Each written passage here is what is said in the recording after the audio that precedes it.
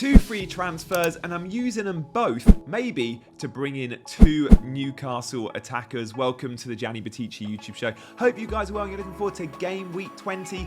This is my team selection video, so let's get cracking, shall we? Wow, it was a good Game Week 19. Could have been better, as always, but it was nice. Look, it's been a hell of a season. I can't remember a start ever like this in FPL. I'm still not in the top 1 million. But we're getting signs of improvement. The team looks good. The arrows are green. I'm getting a ton of bench points. 27. No, I've had 17, 27, and now I think this week was 22. Like, crazy amount of bench points, but it is what it is. Let's hope I get my benching dilemmas right this week. And let's look ahead now to my bus team, shall we? So, we have Sells in goal, who he's been the best goalkeeper in FPL this season. I'm lucky to have him. I've got a back three at the moment of Gabriel, Rico Lewis and Trent.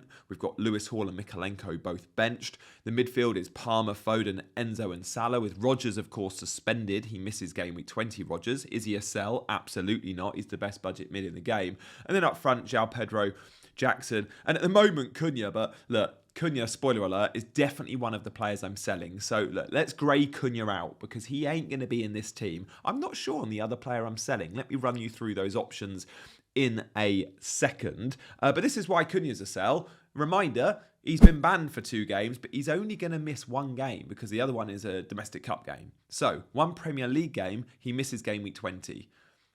He's then back for the roughest fixture run of Newcastle, Chelsea, Arsenal, Villa, Liverpool. He feels like a sell, right? So no matter how good Cunha's been, these fixtures are rotten and he's suspended. So Cunha will be leaving this team. And we've got so many options to replace him. It will be Isak for Cunha though. So actually, look, let's just see this team with Isak in. The problem is I can't go Cunha to Isak in one move.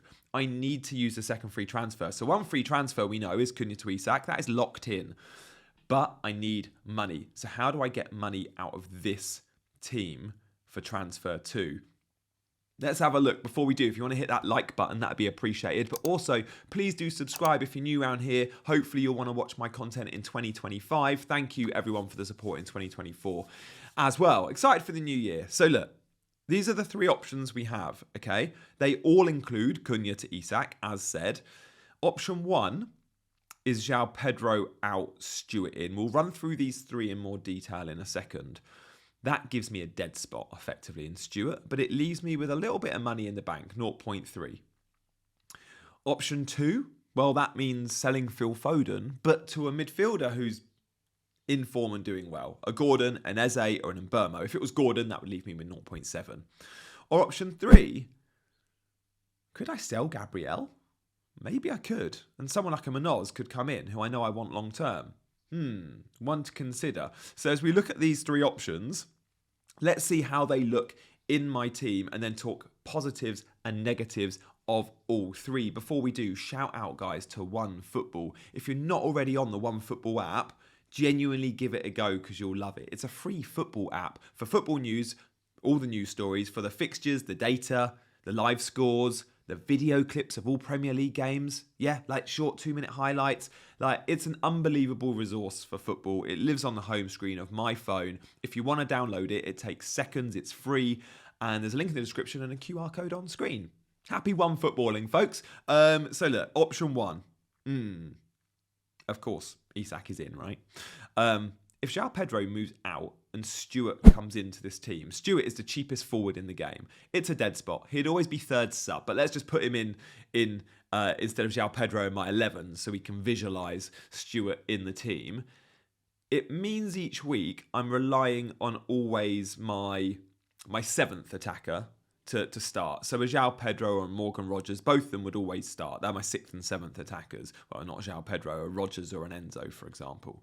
So I look at it and go, it weakens my squad, but I'll always have a good 1st or 2nd sub anyway because I've got good defenders. So I would have like a Mikalenko and a Rico Lewis on the bench. Do I need an attacker on the bench like that plays? Maybe not. Maybe Stewart's fine. I'm not looking to bench boost anytime soon. I'll wildcard before I bench boost to make sure I put that Stewart thing right. But it means selling João Pedro. João Pedro, who I think is still the best budget forward in the game. I'm not sure I love this option. At the start of the week, this is the option I was going for. Because it gives me money in the bank as well, like 0.3 in the bank is nice, and it gets me Isak. It means I don't have to sell any of the others. But I don't think I love it. I don't think I love it. So that was option 1 that I was hot on at the start of the week. I don't think I'll end up on that option. We'll see.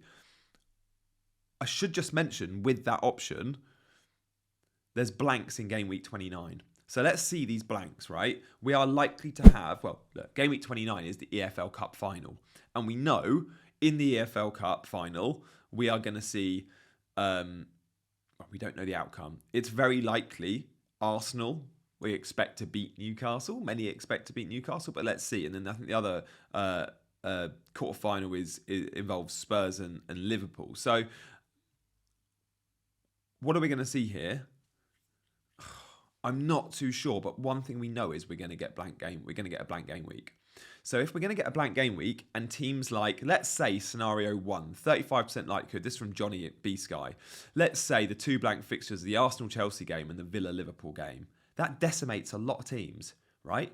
We all will have, I'm guessing 4 to 5 players, maybe 4 to 6, 7 players across those 2 teams. Like a lot of teams will be on probably single Arsenal, double Chelsea, or one Chelsea, double Liverpool, maybe a Villa player, right? We can't afford, that might be one where we use a chip, but likewise, we can't afford to have dead spots on our bench. We might just go, we're going to play 8 men, 9 men, and we might not use our free hits. So one to consider there.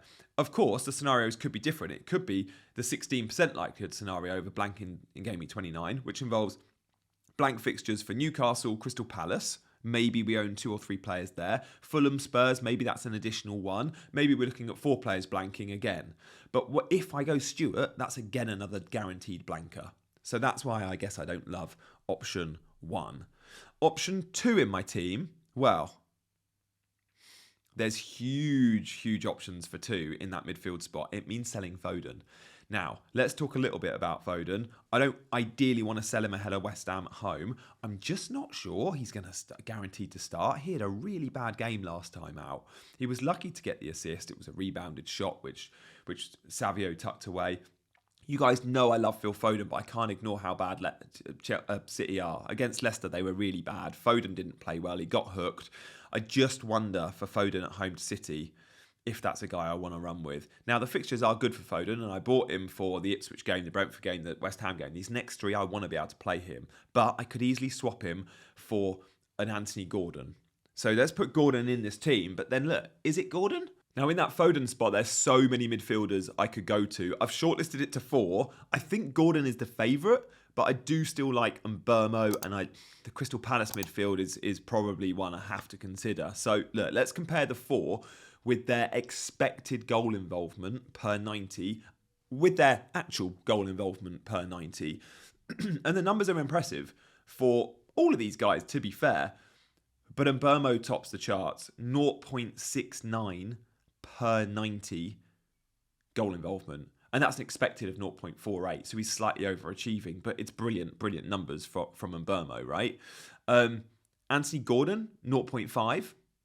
And his expected is 0.6. Still very good. And then the Palace lads. Sarr's actually got better numbers than Eze. Sarr's goal involvement per 90 is 0.45. Eze's 0.29. And the expected Sarr is slightly better than Eze.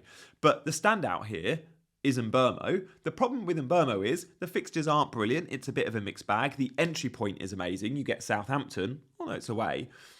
Gordon has really good fixtures long term. But the best fixtures come to the Crystal Palace players with perhaps the weakest data. So these 4 options, if I go with option 2, one of these 4 will definitely be in, right? I like all 4. And you could argue these 4 are better than Phil Foden. At the moment, option 2 is screaming at me. This option is like, go for option 2 and probably go Gordon, right? That's where I think I'm at if I go option 2 at the moment. Gordon, I think, is the favourite. So this midfield comparison is like, this is a tough one for me. This is blowing my mind because I look at these numbers and I go, yeah, they're better than Phil Foden. Make the transfer, Gianni. Do I want to go triple Newcastle though? I don't know. I guess I do. The fixtures are good. Spurs away is a good entry point. I've got Lewis Hall, I've got Isak, I've got Gordon. Newcastle are flying, so why not? Why not? So look, let's go to option 3 and see how this looks in my team. So of course it's Isak in for Cunha again, but this time Foden stays. João Pedro from option 1 is still in the team. He stays, and we're going to take Gabriel out. Now this sounds crazy. You're all shouting at your monitor, going, "God, Gianni doesn't know what he's talking about. Why would you sell Gabriel?" Let me just give an argument for it. I need the money, right? Gabriel's expensive. I've got Trent. I think Trent's the better premium defender. At the moment in this game, do we need Gabriel? I don't know. Yeah, there's always goal threat there, but yeah, let's not pretend he scores a goal every 3-4 games. He doesn't. He scores 3 or 4 a season, okay? There are so many good 5 million-ish defenders, and I own them. I own loads of them, right? Lewis Hall is very, very good. I own him. You could argue Mykolenko is going to be very, very good soon again. I own him. Munoz could come in for Gabriel. I really want Munoz. Now, the plan would be to sell Rico Lewis to Munoz if I went with, say, the option 2 and I sold Foden down to Gordon. Next week, it would be Rico Lewis to Munoz. But I'm happy benching Rico Lewis until City get good again. And City will get good again, surely. And Munoz could come in and surely cover Gabriel's points, couldn't he? Munoz has got the highest expected goal threat in the league from all defenders. Higher than Gabriel in open play. As remember, Gabriel relies on set pieces. Gabriel's fixtures. Let's just have a look at them before we commit to a strategy. Well, they've just conceded to Brentford, as expected. We all thought Brentford would score. They did. I think Brighton score against against Arsenal. I think Spurs score against Arsenal. Okay, clean sheet maybe, Villa at home. Wolves away maybe. Man City's a tough game as well. Like, those next 4 or 5 games are tough. And remember, Champions League is coming back in. And then you're looking at playing twice a week. So sure, Leicester, West Ham, Forest. I could jump back on a Gabriel if I needed. Can I go without Arsenal defence? Maybe I can. And if Munoz is in this team, I wouldn't actually start him against Chelsea, right? Let's see the team. Chelsea isn't the best fixture for Munoz this week. But after that, Munoz's fixtures are gold all the way up to like game week 32, right? You can run with Munoz for a very, very long time. And if I run with Munoz for a long time, I'm a happy man.